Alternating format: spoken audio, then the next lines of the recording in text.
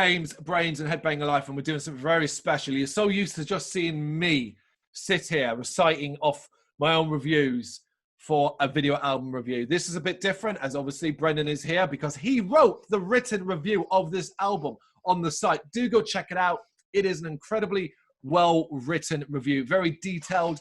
We'll get everything you need from that, and it is one that I wholeheartedly agree with, because I wanted to write the damn review and I ended up giving it over to you because I thought it'd be cool to have someone else's opinion on it. It is, you've seen the title, it is Majestica's A Christmas Carol, released December 4th, 2020. This is brand fucking new. And we decided while recording these videos, we'd sit down and we'd talk about it because we both really fucking like it.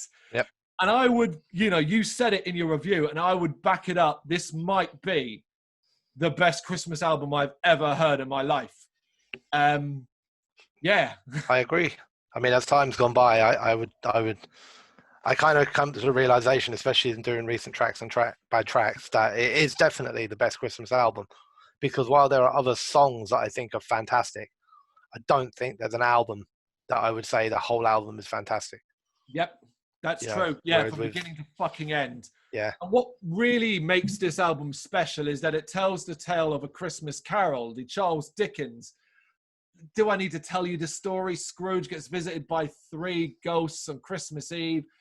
Goes from Christmas past, present, and future. Sees his life as it was. Sees his life it is now. Sees what his life will be. And thus repents his ways. There are so many versions out there, whether it's a horror-themed versions you can find, to the more glowing, wonderful stuff, to the fucking Muppets. Everyone knows A Christmas Carol. To tell that story in song form, I wouldn't have thought was possible, at least not well. However, Majestica certainly do it fucking well. Yeah, absolutely. You know, it's actually quite unique, I think, as an album. The fact that it's a concept album, essentially. You know, although the concept's just a novel. Yeah. But it's put together in a way that it is best listened to, flowing end to end, in an entire sitting. You know, you don't stick this album on shuffle. You play this from track 1, and from the intro all the way through, the song flows. Yep. Perfectly telling you back that story with the perfect blended balance of orchestra, because there's a lot of orchestral stuff going on in here, and then just enough power metal, you know, to make it a metal album. But they haven't gone to an extreme on either length. You know, it feels to me like the right balance. Yeah. You know, and it's familiar as well. It's a completely original album, but it's not completely original in terms of the tunes that they use. Absolutely. You know, so they will take, you know, I don't know, like, I think God Rest You Merry Gentlemen will make an appearance, and Oh Holy Night does, and many, many other very, very well-known traditional Christmas songs. Yeah. But just given the Majestica treatment, the words are redone. It's not a cover. It's all rewritten to fit into this wonderful, and it is as well, I know you said it already, but it is the Dickens version of the story. You know, some of the lyrics, especially when Scrooge is being reminded of his past, and he looks back to his childhood and being left at a school and his wife leaving him, and you know, it goes by the Dickens novel, which excuse me, was darker, you know, than if you're familiar with the story purely via the Muppets. You might find some of these lyrics a little bit upsetting in the early parts of it, but that's what makes it perfect, because it tells you the story unabridged. It brings you on a wave of his journey, and then ends with this, like, just massively uplifting, joyous kind of, what is it? A Christmas has come, when Scrooge is back, and it's still Christmas Day, and you know, and it's just perfect. It's a perfect album. I think it's absolutely fantastic. I think they've outdone themselves, and why they if they bother ever writing non-Christmas music again, they probably shouldn't, and they should start preparing for next Christmas right now. Let's stop we'll put films to them. Die Hard. Do this next. Do Die Hard, yeah. You know, I echo everything Brendan says. It is a 9-track album, but one of them is an intro, one of them is an extended outro. Christmas Carol is what is your intro, and a majestic Christmas theme, which uses part of this intro as well, and a lot of the parts they played throughout the album in it. So ultimately you've got A Christmas Story, Ghost of Marley, Ghost of Christmas Past, The Joy of Christmas, Ghost of Christmas Present, Ghost of Christmas to Come, and A Christmas Has Come as your meat and potatoes of the actual album. So you've already touched upon the fact that ultimately as well, it is a power metal album, and you talked about the balance, and that is so fucking important for me, because if someone told me before, and look, well, when I went into it, power metal, Christmas Carol, I was like, that's kind of cool, but I'll admit I was expecting 8-minute tracks, 2 minutes of soloing, that kind of stuff you expect, where it's just like you're not really taking this that seriously, and you're like, yeah, but it doesn't do that. It stays so fucking focused. Yeah. And really importantly, if you want to feel Christmassy and you want your tracks to feel Christmassy, regardless if it's dealing with a darker theme during some tracks, or it's going for that upbeat, as you say, Scrooge has returned on Christmas morn and stuff like that, this fucking nails it. You touched upon something in your review that I couldn't believe you mentioned, and I was so fucking pleased because it's one of my favorite parts of the album.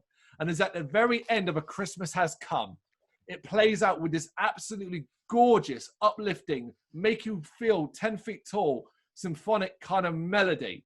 And you actually mentioned that in your review, and it was like, oh yes, that bit is awesome. Yeah. But I mean, you know, I know we're obviously waxing lyrical about this album, but it's for good reason. Like, you know, genuinely, if anyone's watching this video and you like a bit of Christmas music and you like a little bit of rock, metal, whatever, this is the album like that we've all been waiting for. But I found this whole album, like I could probably get 40, 50 bullet points of moments that I found across the album where I was just like, and I remember when I said to you, and I remember it flashing back in my mind, and I said to you, like, oh, you're going to review this, because if not, I'll do it. And you was like, no, go for it. And then then obviously you said to me in your message, like, you didn't give anything away, but, you know, you made it pretty obvious that you liked it, you know, that, you know, so I was kind of like, God, I hope I do too.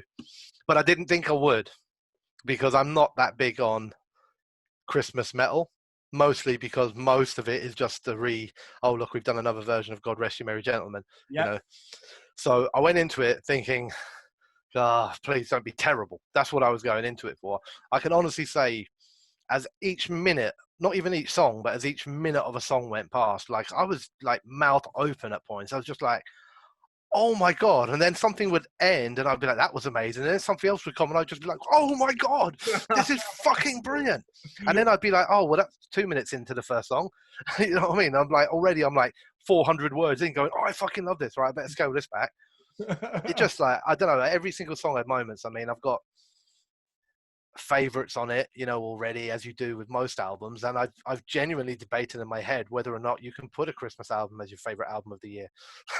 I was looking at that as well, and I've decided that it has to, because it's an interesting conundrum, isn't it? It's like, it's an album that was released this year, but you will only ever listen to, like, I'm not going to listen to this in March because it would be weird, and I wouldn't feel happy about it. And I'll probably have overplayed it to death by that point. But it's still it's still one of the best albums of the year.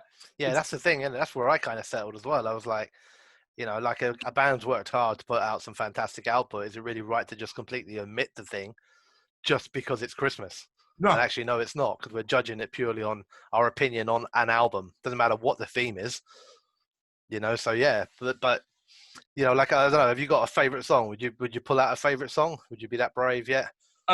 It's between 3 for me. Well, maybe more. I mean, I was actually going to go moments more than songs. Oh yeah, you can go for moments. Because the problem is the songs are almost all, like, for me, brilliant. There's probably one that I like the least, which is The Joy of Christmas. It's the least I love, but I love it, but it's the least. Yeah. Like, I remember when the moment when I realized, oh my God, like you did, and it was actually in the very first actual song, A Christmas Story. And it's where it just transitions into Oh Holy Night. And I was like, oh, it's Oh Holy Night.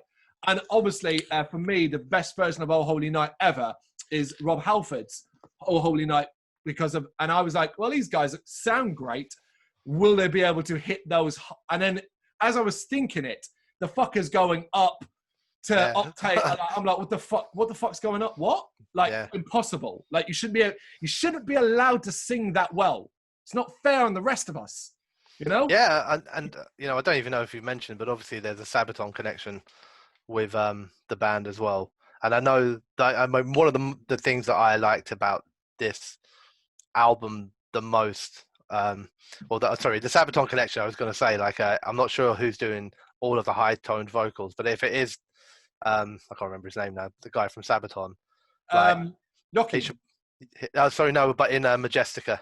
Oh, fuck. I've got it here, hang on. Tommy Johansson. Oh, of course, yeah. You know, if he's doing the high vocals for Majestica, he might want to get a few more spots in Sabaton for some of these vocals, to be honest with you, because they are fucking astonishing. Yeah. And, you know, we know people, well, there's a lot of great metal singers that can hit some fucking high notes. We know that. But it doesn't always sound great.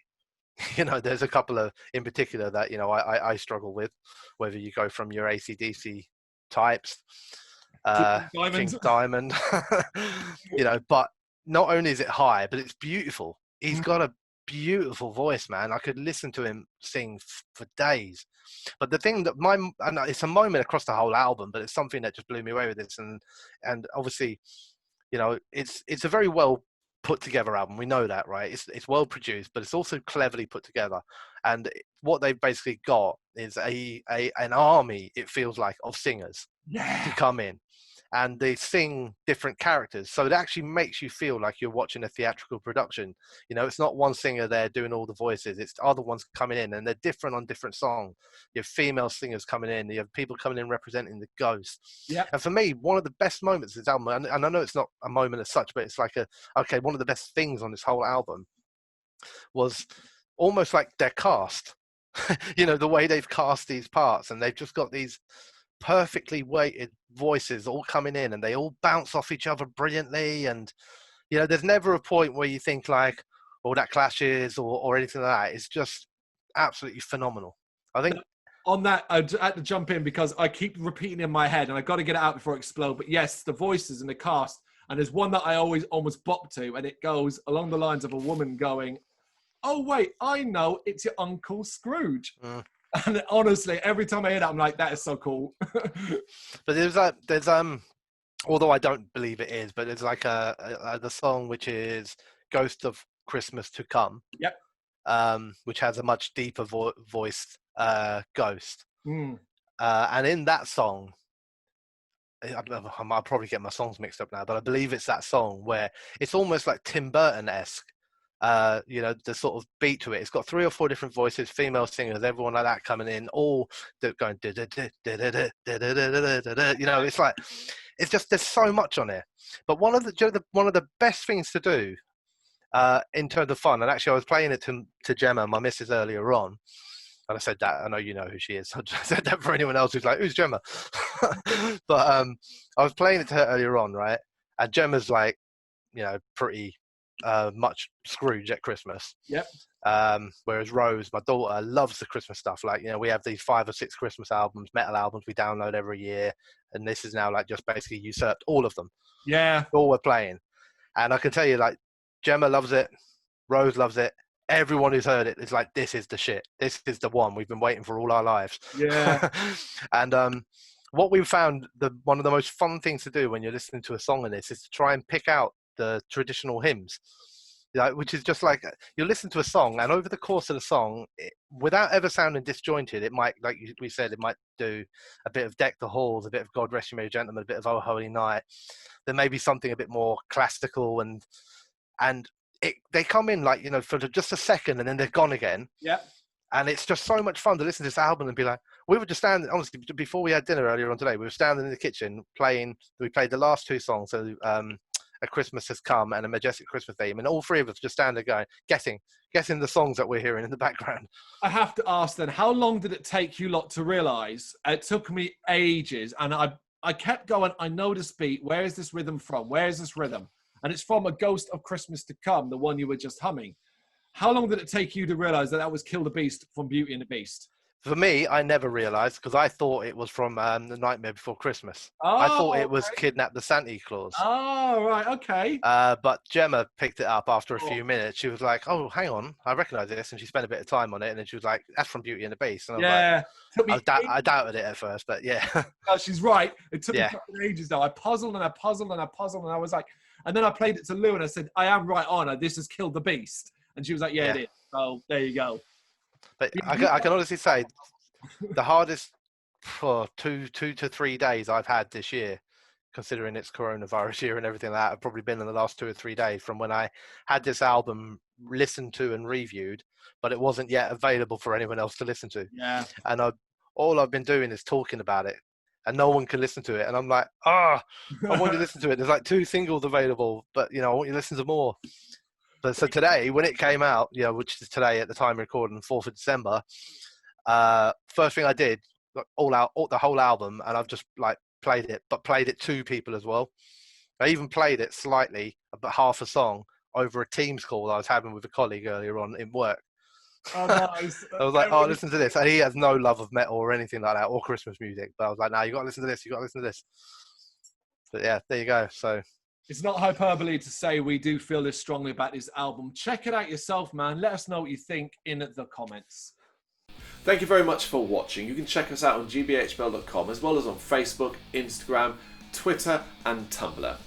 Go to Patreon to help us out over there. That's patreon.com/GBHBL, as well as Big Cartel, where you can find some of our merchandise. We have a podcast running on SoundCloud and Apple Podcasts. And of course, if you like this video, do us a favour, hit the subscribe button and help the channel grow.